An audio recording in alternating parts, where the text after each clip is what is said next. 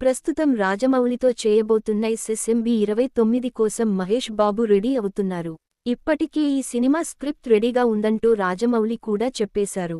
దీంతో మహేష్ ఈ సినిమాలో ఎలా కనిపిస్తారో అంటూ ఫ్యాన్స్ ఆతృతగా ఎదురుచూస్తున్నారు.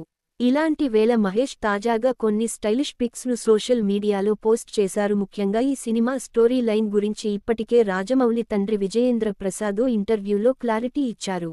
నాకు రాజమౌళికి దక్షిణాఫ్రికా రచయిత విల్బర్ స్మిత్ నవలలు అంటే చాలా ఇష్టం.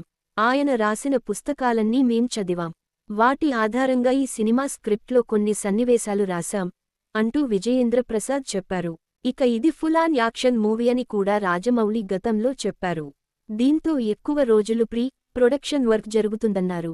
అలానే క్యాస్టింగ్ సెలక్షన్ కూడా ఇంకా పూర్తి కాలేదని క్లారిటీ ఇచ్చారు రాజమౌళి.